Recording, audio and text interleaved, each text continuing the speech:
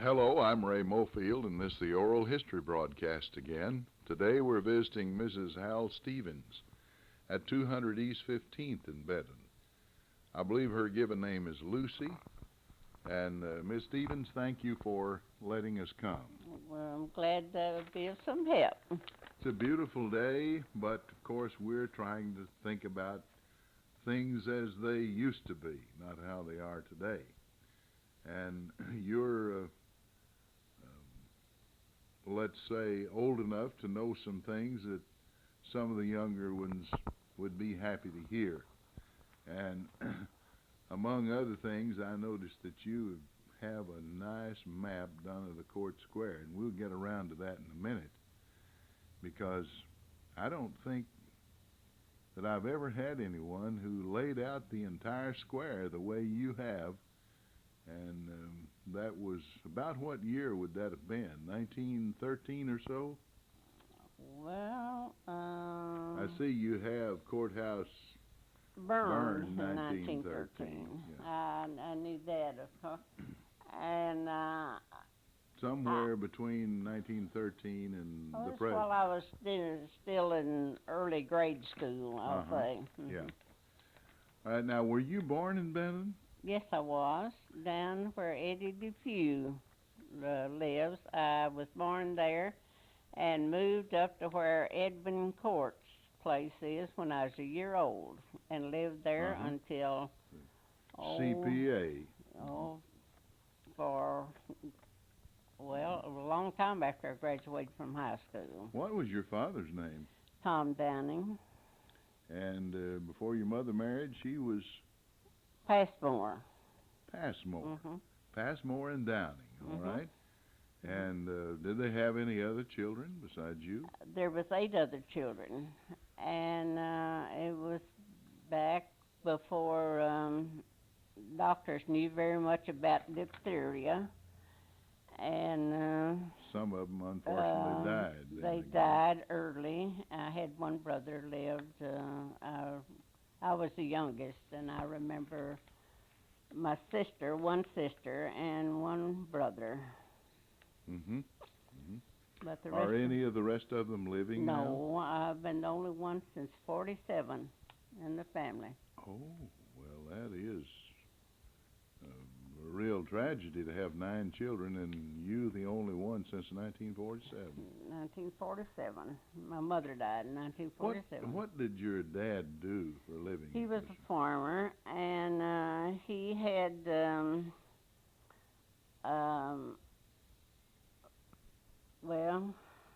spinal meningitis when he was younger. After they married, and did it cripple he lost him up? his hearing. Oh, yes. And he was going down the 27th of December, was going down to Elvin, and was walking down the railroad track. And he couldn't hear, so he went by the station to get the time of the trains. And he was going down there to move a mill. And they forgot to tell him there was an X-ray one on, and it killed him. And that was the 27th of December. I was born the 8th of January, and my brother was sick at that time, and he died the 15th of January, and the 30th of January, another one died. Well, isn't that awful? Now, so you don't really remember your father, do you? No, I never did see him. See, he died 2 weeks before you were born. Mm-hmm. Well, that is awful. Left your mother a widow, a number of children to raise, Yes. so she had a rough time. Yes, she did. Back then, they didn't have anything to do. You didn't have aid to dependent children and all kinds of relief. No, no. The way they have today. No, she did hers and No Social Security. taken in washings.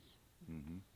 And that way she could keep, I had a sister that was left then, and she could keep us at home and tend to us and do that. And so that's the way she made her living. I guess the children at a fairly early age began to do things to help Mom and so on. Well, like I say, I only had a sister, and my brother married, before I can remember too much, she was Mhm. married and away from home. Did your mother make a big garden, I suppose? No, she had to hang out clothes, and she didn't have a place to make a garden. She was afraid her clothesline would break or something and get them Yeah. dirty, so we didn't have a garden. Yeah. Did you go to grade school in Benton? Yes, I did. You remember any of your teachers? I went to Murray. Then's when you could teach on 16 hours. And I borrowed my money at the Bank of Benton and went to school, taught 3 years. So you were a school teacher then? Yeah. Well, That's when you could teach on 13 hours. 16 hours. well, you know, there was a time, and I've interviewed a number of people, you could teach and you graduated in the 8th grade. Or you went to the county school superintendent's office, took a test, and I believe they said if you made 85, you got a teacher's certificate. And you hadn't been, not only had you not been to college, you hadn't even been to high school. Well, I got that So much. And, over the years, they gradually, of course, increased what you have to have. Now they make you have a bachelor's degree.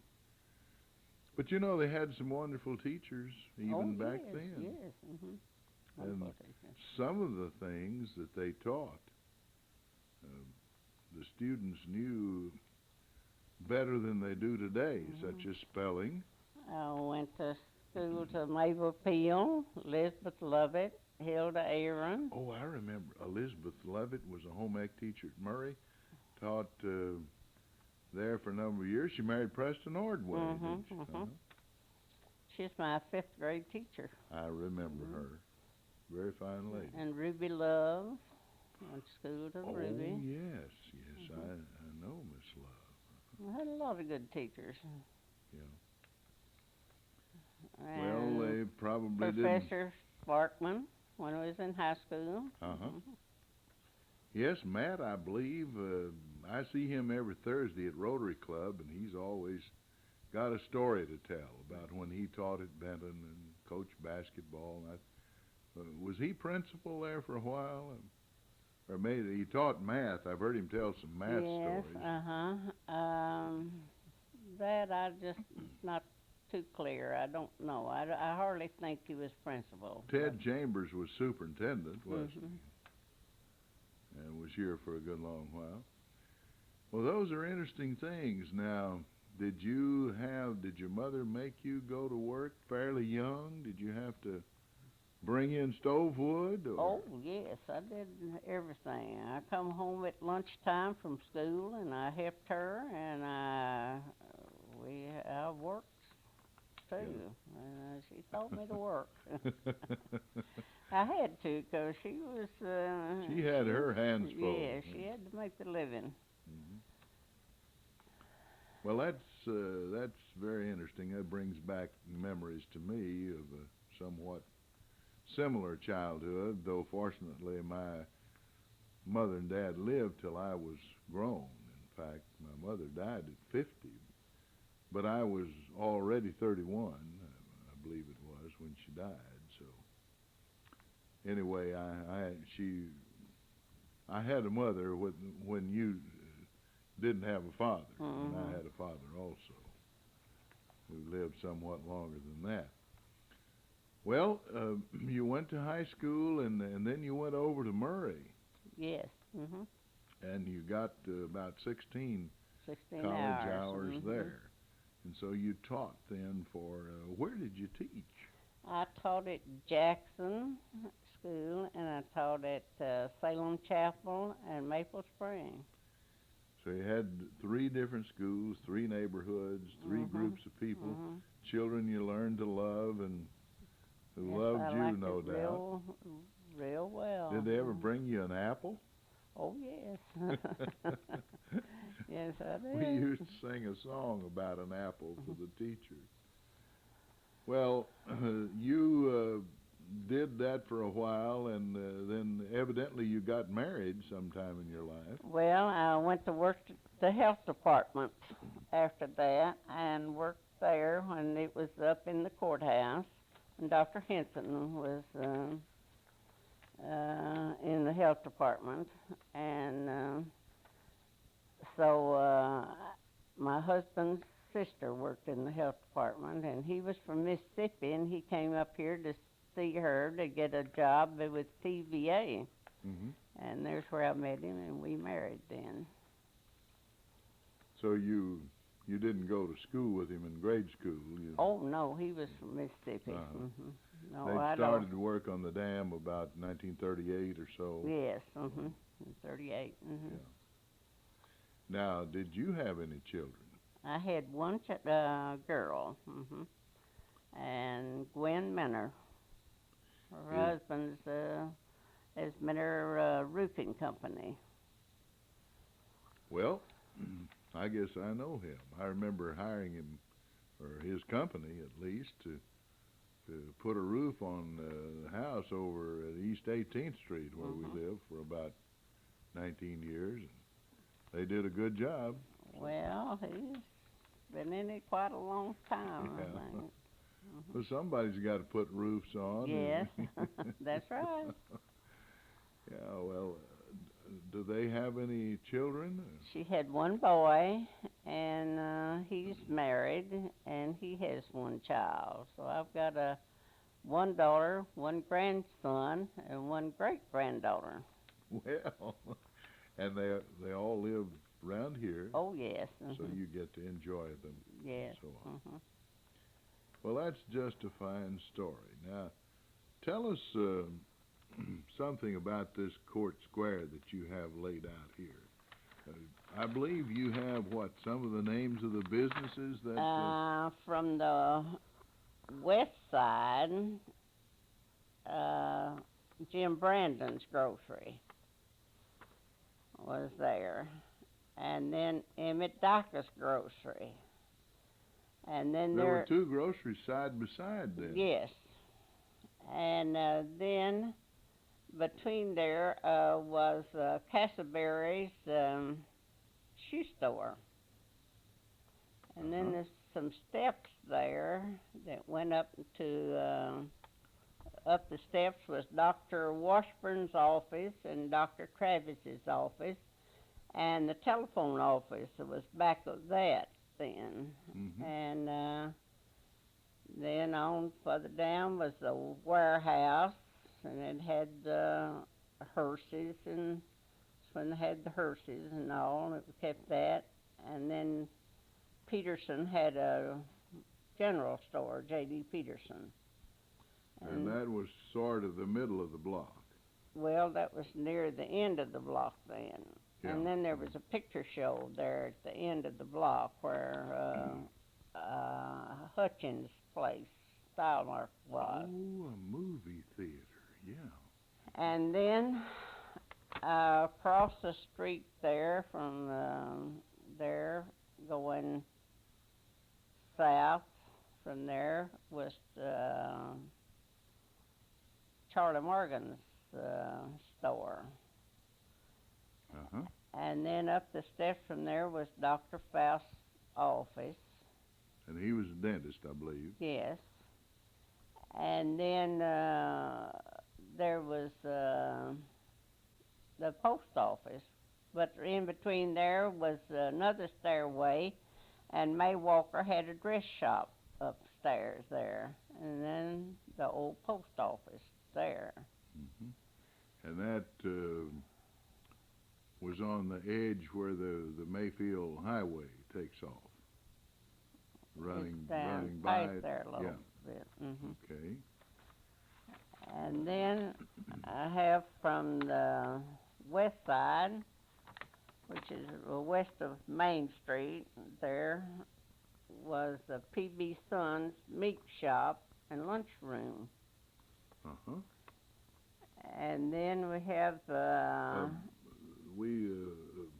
kind of a butcher shop like? Yes, and a lunchroom.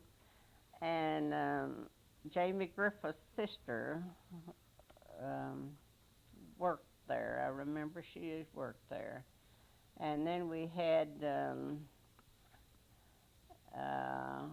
Potts's grocery store in there. Then you had Macarath's Milner's shop. Now, they sold ladies' hats and Yes, dry goods. fancy clothes and so forth. And then the Bank of Benton, Solon Palmer was the president of it there. And then the drugstore was by the Stroud brothers. Ethan Stroud and his brother had their drugstore where Nelson's is. Now, I can remember when the Bank of Benton was along that same location, I guess. Anyway, it was on the west side till they built the new building back further north on Main Street. And then you had a stairway, which someone told me was barber shop up there. I don't know. But then you had Boyd's dry goods place. And then Jimmy Hauser's and the Bank of Marshall County. But up the steps between Jimmy Hauser's and the Bank of Marshall County was Dr. Howard's office. Uh-huh. And that took you to the end of the block, which would be 11th Street crossing there. Yeah. And then the National Store was Tom Vaughn's hotel. Now, I've never heard that before. My mother cooked there for Tom Vaughn. And there was a barber shop there in the front, and then the rooms that was, well, of course, it's used for a hotel there. And it was run by Tom Vaughn. And I can remember before it was the National Store. It seems to me the name was Crawford Ferguson then.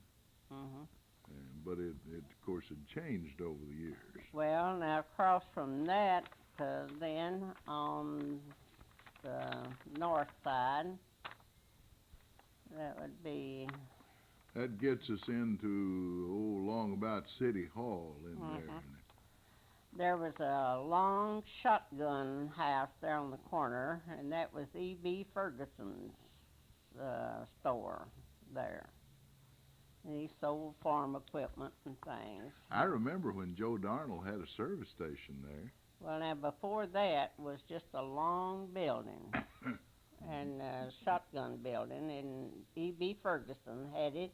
Later, after the hotel was discontinued, they moved over into the National Store.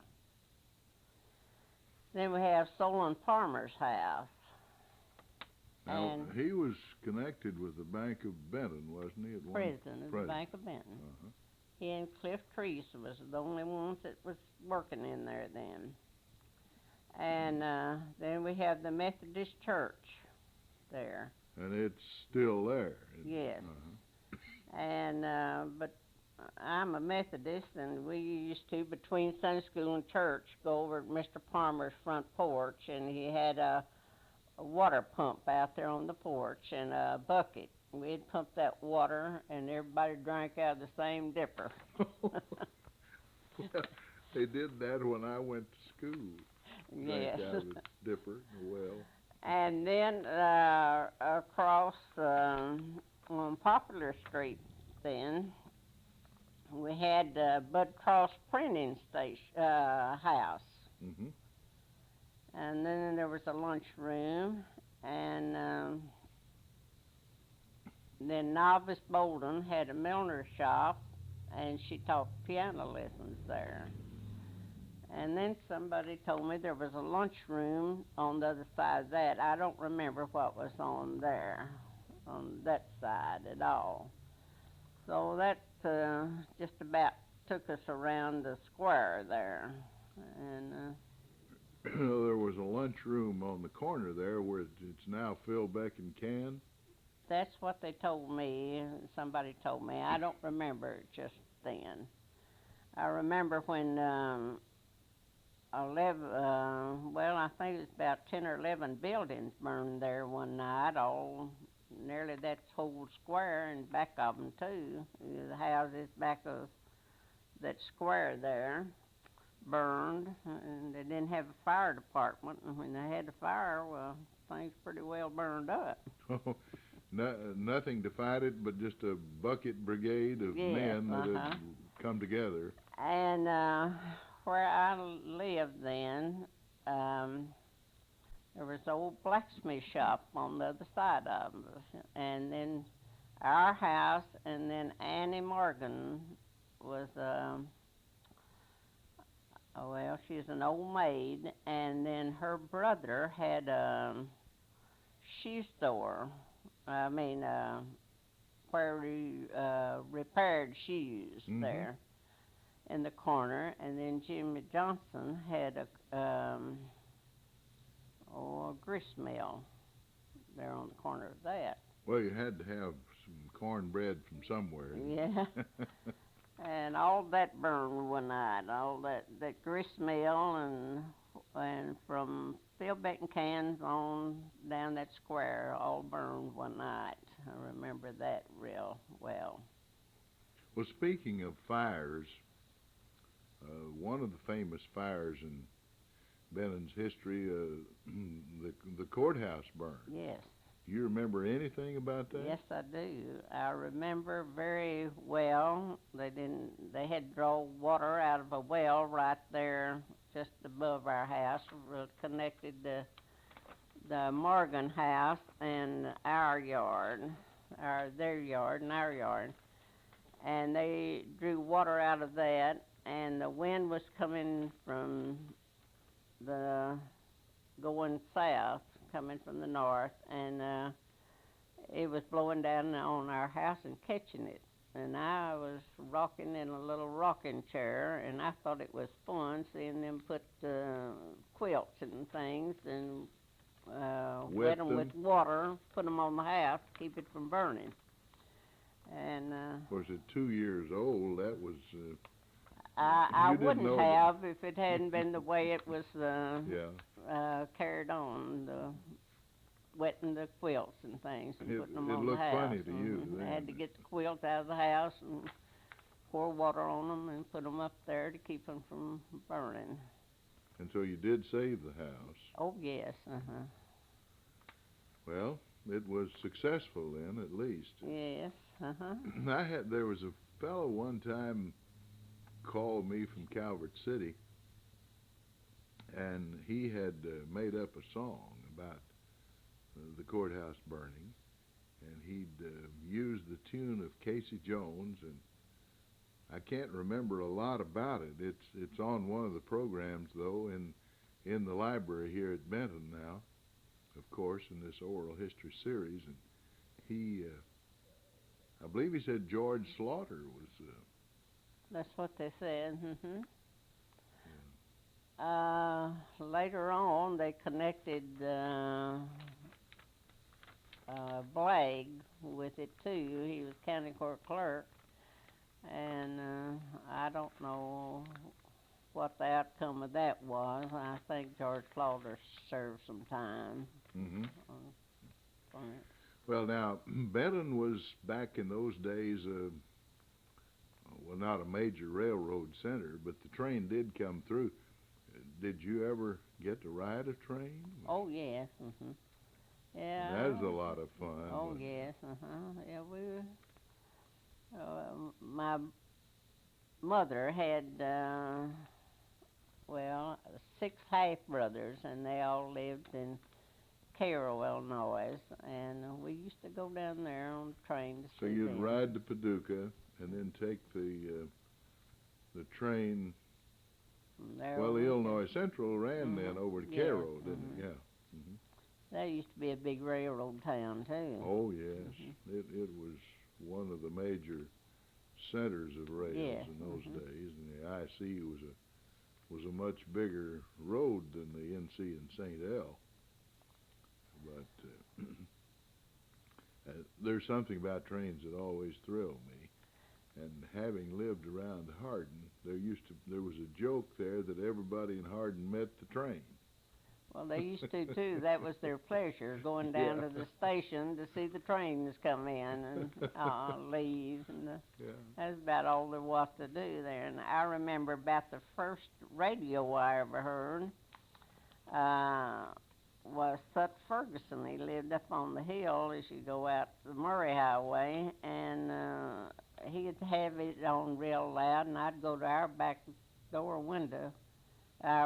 window rather, and opened it and could hear that radio from up there. And of course, after Mr. Palmer, Solon Palmer, got a radio, and we used to go up there and listen at it, take turns listening at it, you know, and had to put the earphones on to hear it. Yeah. You know. Well, you've just given us a tremendous story. We still have a few more minutes. Did you work outside the home at anything other than teaching in later years, or? No, I helped Mother, and then went to school, of course, and Yeah.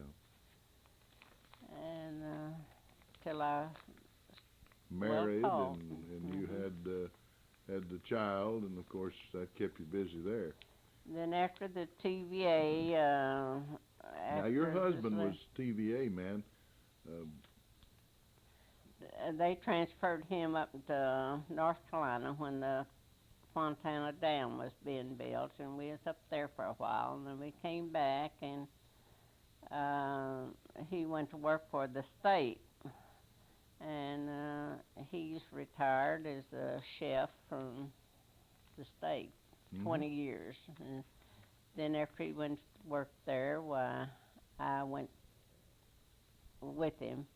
And then I quit during the time of it when Joe Duke wanted me to take the first cafeteria, working at the cafeteria up here. I was the first one in charge of the cafeteria in Benton So when you, it started. You spent some time there then. Oh, yes.